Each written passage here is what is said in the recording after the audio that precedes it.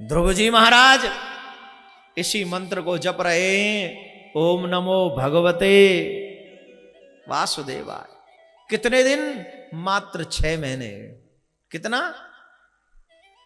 6 महीने जपा और 6 महीने बाद जैसे ही 6वां महीना पूर्ण हुआ, भगवान नारायण प्रकट हो गए। बोलो नारायण भगवान की जय। स्वयं नारायण प्रकट हो गए, स्वयं नारायण शंकर चक्र गदा पद्म चतुर्भुजी रूप में मेरे प्रभु अवतरित हुए। और जैसे ही प्रभु अवतरित हुए, प्रकट हुए, ध्रुव बोल नहीं पा रहा है, क्या मांगूं क्या चाहूं। भगवान कह रहे कुछ बोलो कुछ बोलो, लेकिन कुछ नहीं बोल सके। जब कुछ नहीं बोल सके तो वो होठ फड़फड़ाने लगे, और जब होठ फड़फड़ाने लगे भगवान समझ गए कि स्थिति विचित्र है। ठाकुर जी ने अपना शंख उनके कपोल से लगा दिया, उनकी सोई हुई सरस्वती जागृत हो गई। योन्तः प्रविश मम वाचमिमां प्रसुप्तां संजीवयत खल शक्तिधर सुधाम्ना अन्यस्त हस्त चरण श्रवण त्वगाधीन प्रणान्नमो भगवते पुरुषाय तुभ्यम।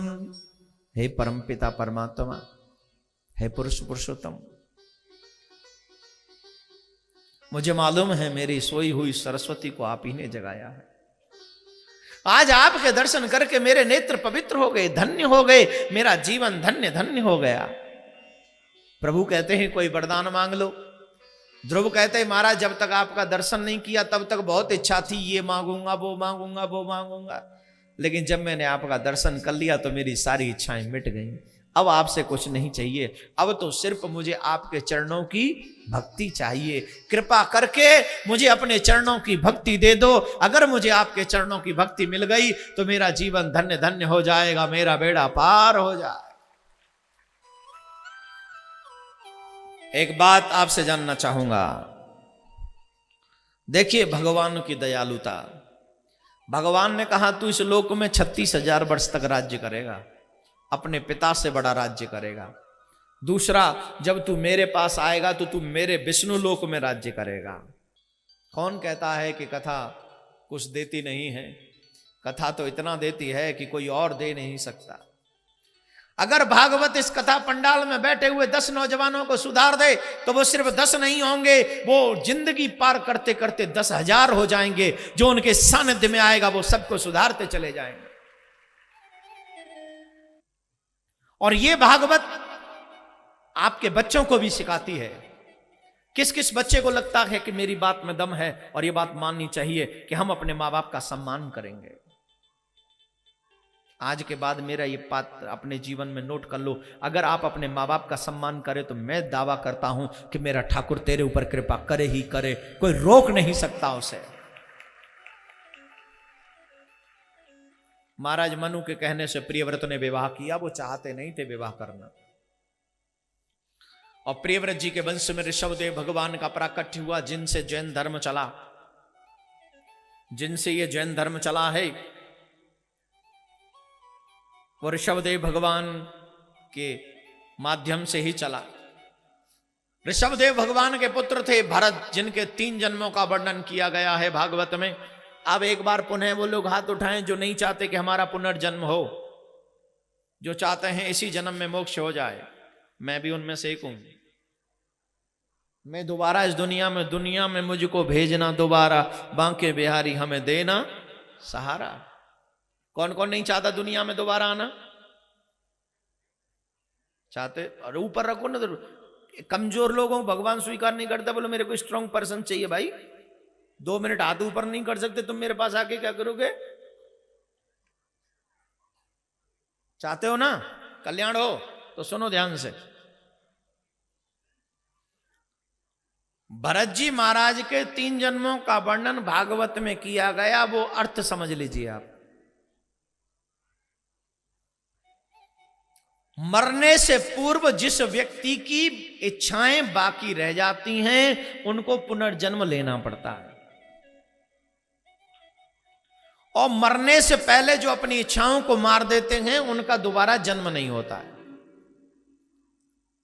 इसीलिए लिमिटेड कामनाएं करनी चाहिए, लिमिटेड अपनी रिक्वायरमेंट रखनी चाहिए। जो अनकाउंटेबल रिक्वायरमेंट बना लेते हैं, इच्छाएं बना लेते हैं, उनको बार बार जन्म लेना पड़ता है। जो व्यक्ति धन से ज्यादा मोह करता है, अगले जन्म में वो सांप बनता है। ध्यान से सुन लीजिए, जो व्यक्ति धन से ज्यादा मोह करता है, लालच करता है, वो अगले जन्म में क्या बनता है? क्यों बनता है? क्योंकि उसकी इच्छा बाकी रह गई। आपने देखा होगा अधिकांश सांप धन के ऊपर कुंडली मारकर बैठा रहता है, हाँ या ना? जहां पर खजाना होता। और देखो एक बात बता दूं, सांप की आयु सबसे लंबी है 1000 वर्ष की। आपकी कितनी है? लालच किया 50 साल और खामा खा में सांप बने 1000 वर्ष के काजे। अब ऐसे यकीन नहीं होगा, क्योंकि ये बात मैं कह दूंगा तो प्रमाण चाहिए, प्रूफ चाहिए, तो प्रूफ भी तो मुझे देना पड़ेगा। जब इतनी ऊंची गद्दी पे बैठा ले तो प्रमाण देने कोई और आएगा क्या? आप ही दो, ले हम देते हैं। एक बार नारद जी नारायण से लड़ गए, बोले नारायण हम आपकी बात अच्छी नहीं लग रही। क्यों? बोले महाराज दुनिया मर चली, भगवान मिल जाओ, भगवान मिल जाओ, भगवान मिल जाओ, और एक आप हैं, आप किसी से मिलते ही नहीं। अरे जब तुम्हारे द्वार पर भक्तों का आना बंद हो जाएगा तो आप भगवान कैसे रहोगे? नारायण भगवान बोले नारद मैं तो सबसे मिलना चाहता हूं, पर सच ये है कि कोई मुझसे मिलना नहीं चाहता।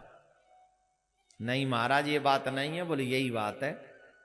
बोले महाराज ये कथा पंडाल में सब हाथ ऊपर करते हैं, वो बोले सब देख ले, झंडा ऊंचा रहे हमारा, पर डंडा हमारा नहीं रहेगा उस झंडे में।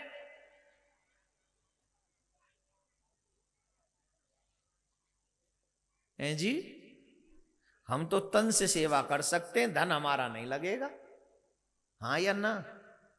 जवाब दीजिए, इतने लोग बैठे, हाँ या ना? वो झंडा तो पकड़ लेंगे पर डंडा तुम ले आना। अब बिना डंडा के झंडा कैसा, साहब बताना जरा? बिना डंडे के झंडा चलेगा? जवाब तो दे दो। डंडा चाहिए ना नीचे, तभी धर्म का झंडा चलेगा। और हम लोग अपनी जेब से 100 रुपया भी नहीं देना चाहते। क्यों? बोले 100 रुपये दे गए तो हमारा तो बहुत बड़ा नुकसान हो जाएगा। और पाप के लिए बोले हर दिन एक व्यक्ति 200-400 रुपए के तो पान और गुटके खा के, हाँ या ना? अब सब में हाँ हो जाएगी, लेकिन धर्म के नाम पे 100 रुपये पंडित जी मांग लें तो? पंडित जी आप भी सोचो, महंगाई बढ़ गई है, और गुटके वाले के नाम पे नहीं महंगाई बढ़ी। झंडा हमारा रहेगा पर डंडा तुम्हारा रहेगा पंडित जी, ठीक है? भगवान बोले भैया कथा पंडाल में जाने वाले ठीक है, वो भी पुण्य इकट्ठे कर रहे हैं, पर सच अगर पूछोगे तो वो भी हमसे मिलना नहीं चाहते। नहीं भगवान ये बात नहीं। बोले ठीक है, एक काम करो, जितने लोगों को तुम ले आओ हम सबसे मिल लेंगे। बोले अच्छा ठीक है, हम जाते हैं। नारद जी गए और एक किसान के पास पहुंचे। किसान से कहा, वो हल चला रहा था, बोले चल रहे हो भगवान के पास? भगवान कहाँ है? बोले हमारे साथ चलो, हम मिलवा देंगे भगवान से। सच्ची? हाँ। तो वो हल चला रहा था, बैलों से वो हल हटा दिया, सब बैल बांध दिए और झट चलने लगा। और जैसे ही वो धराधाम को छोड़ के जाने लगे, किसान कहाँ? अरे भगवान अपने लोक में। अपने कौन से? क्षीर सागर में। ओ बाबा, मैंने तो समझी पड़ोस के गांव में। तो तू वहां ले जा रहा? बाबा सुन, मेरे छोटे छोटे बच्चे हैं, पहले मैं बच्चों का पालन पोषण कर लूं, और जब बच्चों की शादी हो जाएगी उसके बाद हम तुम्हें। भगवान नारद जी बोले ठीक है, कुछ दिन बाद आ जाएंगे। कुछ दिन बाद उनके बच्चों की शादी भी हो गई, सब अरेंजमेंट भी हो गया, ये वो हो आके नारद जी फिर आए। बोले अब तो चल। बोले महाराज सबसे छोटा बेटा, उसकी शादी अब ये भी हुई, एक नाती का मुंह देख लूं फिर चलूंगा। ठीक है। अब जब तक नारद जी आए वो किसान मर गया। मर के क्या बना? बैल। सुन लेना ढंग से, क्या बना मर के? और बैल भी कहां का? अपने ही घर का, अपने ही बच्चों का। और वही बच्चे उसे बैलगाड़ी में लगाकर सारा सामान ढो रहे थे और जोर जोर से उसकी पिटाई चल रही थी। नारद जी बोले अब चलने का प्रोग्राम है। तो जानता है वो बैल क्या कहता है? बैल कहता है महाराज मेरा बड़ा सौभाग्य है कि मैं अपने ही घर का बैल बना। और कोई बैल आता, ज्यादा खाता, काम कम करता, इससे मेरे बच्चों का नुकसान होता। लेकिन मेरा भाग्य कितना अच्छा है कि मैं कम खाता हूं और अपने बच्चों का काम ज्यादा करता हूं। बजाओ बजाओ बजाओ, हाँ बजाओ बजाओ जोर से। ये देखो, इनको ये भी नहीं पता कब बजानी चाहिए और कब नहीं। वहां में डंडा पर रहे, कम खाए के कमा रहा और जी ताली बजा बजाओ और कहा तो फिर क्या हुआ जानते हो? सुनो, बोले फिर, बोले कुछ दिन बाद मेरा बेटा पैसे वाले ज्यादा हो जाएंगे फिर आना। नारद जी चले गए। नारद जी जब तक लौट के आए वो बाबा फिर मर गया, और अब के मरने के बाद में वो सांप बन गया। बाबा ने कहा अब तो चल, अब तो मर के तू सांप बन गया, अब क्या प्रोग्राम है, अब चल तुझे भगवान से मिला देता हूं। तो जानते हो वो सांप क्या कहता है? जानते हो बाबा, मेरे बच्चों के पास धन बहुत हो गया है, चोरों का डर सताने लगा है, अब मैं यहाँ सांप बनकर इसलिए बैठा हूं कि कोई चोर आएगा मैं उसे डस लूंगा और मैं अपने बच्चों को सुरक्षित कर दूंगा, धन को सुरक्षित कर दूंगा। नारद जी को बड़ा बुरा लगा। नारद जी सोचने लगे मैंने इसके लिए तो भगवान से क्या कहा था, पर ये तो सांप बन के भी जाने को तैयार। नारद जी ने बोले तो तेरी दाई में चिक्का वही करवाऊं, रुक जा अल्लाह। बच्चों को बोला इधर आओ इधर आओ, बड़ा खतरनाक भारी खतरनाक, किसी को बचना नहीं। बाबा, अरे बोले बाबा क्या 25-30 और लठ पकड़ो करो। और सब ने लंबे लंबे लठ लिए और लठ लेके सांप को चारों तरफ से घेर लिया और सब लगे उसके मुंह को मसलने के लिए। दनादन उसके मुंह को इतना पीटा इतना पीटा इतना पीटा, चकाचक पीटा उसके मुंह को। और जैसे उसके मुंह को पीटा तो वो क्या हो गया? क्या हो गया? जोर से बोलिए, गोविंदाय। मरने के बाद नारद जी से कहता है वो सांप, बाबा ये दुनिया बड़ी विचित्र है, हमने इसके लिए कमाया, इनको बहुत मेहनत की, सब कुछ किया, लेकिन ये दुनिया देखो इन्होंने ही हमें मार दिया, अब मुझे भगवान से मिला दो। नारद जी बोले तुम जैसे पापी, तुम जैसे कामी, तुम जैसे लालची परमात्मा से मिलने के लायक नहीं है। मेरे ठाकुर ठीक कहते थे कि मैं तो सबसे मिलना चाहता हूं लेकिन मुझसे ही कोई मिलना नहीं चाहता, इसलिए जा तू परमात्मा से मिलने के लायक नहीं है। मेरे भाई बहन, ये वो सत्य है, वो अकाट्य सत्य है जिसे काटा नहीं जा सकता।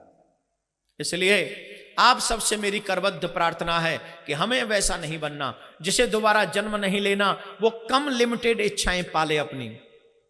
देयर इज नो, कोई भी व्यक्ति हैप्पी नहीं है यहां पर। क्यों नहीं है? No one can satisfy with physical requirement and desirement because there is a no limitation of desirement and requirement. Sometime you want something something something, सब कुछ तो तुमको चाहिए। इच्छाएं कभी मरती नहीं जब तक इंसान मर न जाए।